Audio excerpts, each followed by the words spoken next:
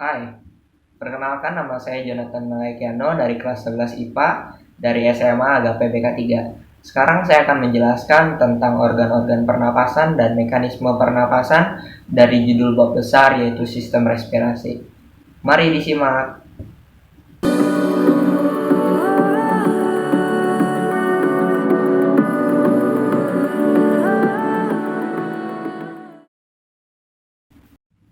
Sistem respirasi biasa juga disebut dengan sistem pernapasan. Apa itu bernapas? Bernapas merupakan proses memasukkan udara dari lingkungan ke dalam tubuh dan mengeluarkan gas buangan yang berupa karbon dioksida ke lingkungan. Setiap makhluk hidup, terutama manusia, memerlukan bernapas untuk hidup. Ada dua proses dalam bernapas, yaitu inspirasi dan ekspirasi. Inspirasi yaitu memasukkan udara dari lingkungan ke dalam tubuh, dan ekspirasi mengeluarkan udara dari tubuh ke lingkungan. Adapun beberapa organ pernapasan antara lain sebagai berikut. Mari simak pembahasannya satu persatu. Hidung. Hidung merupakan organ pernapasan paling luar sehingga merupakan organ yang pertama kali dilalui oleh udara. Selain dari hidung, bernapas juga dapat dilakukan oleh mulut. Apalagi ketika Anda sedang berolahraga dan Anda memerlukan pasokan oksigen yang cukup banyak. Di dalam hidung, udara mendapat 3 perlakuan, yaitu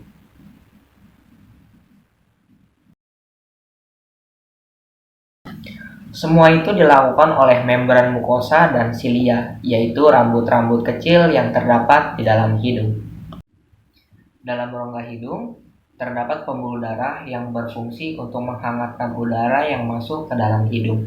Dan bukan itu saja, di dalam rongga hidung juga terdapat sel saraf olfaktori yang memungkinkan Anda mencium aroma bau-bauan yang terbawa oleh udara. Faring merupakan percabangan antara nasofaring di bagian depan dan esofagus di bagian belakang. Di bawah faring terdapat laring. Laring merupakan kotak suara yang terletak di pangkal tenggorok atau di bawah faring. Laring tersusun atas tulang rawan yang berupa lempengan dan membentuk struktur jakun. Di atas laring terdapat epiglotis yang akan menutup jika kita makan atau menelan makanan. Katup itu berguna untuk mencegah makanan atau air masuk ke nasofaring. Saat udara dari hidung melewati laring menuju tenggorok, anak tekak akan melipat dan bertemu dengan epiglotis, sehingga jalan ke tenggorok terbuka. Dari laring, udara pernapasan akan diteruskan ke dalam trakea. Trakea berbentuk tulang yang memanjang yang tersusun atas 20 tulang rawan yang berbentuk gelang atau cincin yang kuat tetapi fleksibel. Gelang-gelang atau cincin-cincin tulang rawan itu mencegah trakea terlipat ke dalam. Panjang pendek dari trakea sebanding dengan panjang pendek leher seseorang. Pada orang dewasa, biasanya panjang trakea sekitar 11 cm dengan diameter 2 cm. Pada bagian belakang trakea terdapat satu lapis otot yang dapat menarik cincin-cincin tulang rawan secara bersama-sama jika ada benda asing yang masuk ke trakea. Hal itu dapat mencegah benda asing masuk ke jalan udara. Dinding sebelah dalam trakea dilapisi oleh lendir yang dihasilkan oleh sel epitel.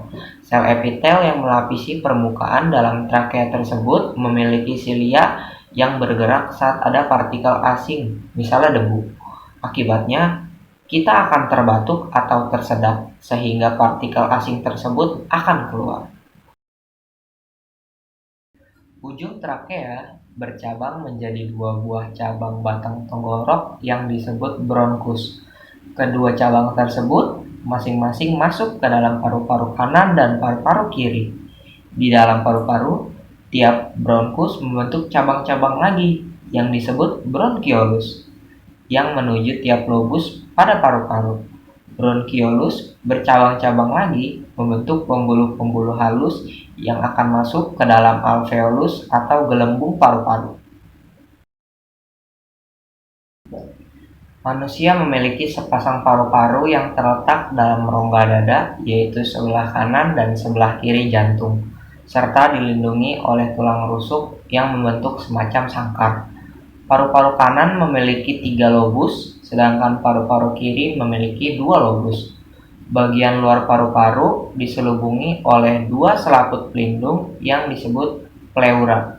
Pleura parietal melekat pada paru-paru, sedangkan pleura visceral melekat pada bagian tulang rusuk. Pada rongga pleural terdapat cairan yang membantu paru-paru bergerak di dalam sangkar. Tulang rusuk selama proses pernapasan. Paru-paru merupakan tempat pertukaran gas pada proses pernapasan. Pertukaran gas tersebut terjadi pada bagian yang disebut dengan alveolus.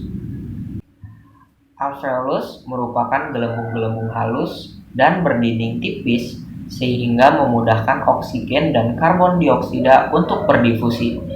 Jumlah alveolus pada orang dewasa kira-kira mencapai 700 juta untuk setiap paru-paru, sehingga memperluas permukaan untuk pertukaran gas oksigen yang terdapat dalam udara pernapasan yang berdifusi, yang masuk melalui dinding alveolus, kemudian masuk ke dalam kapiler darah, dan untuk selanjutnya oksigen akan dibawa darah menuju jantung untuk diedarkan ke seluruh tubuh melalui arteri.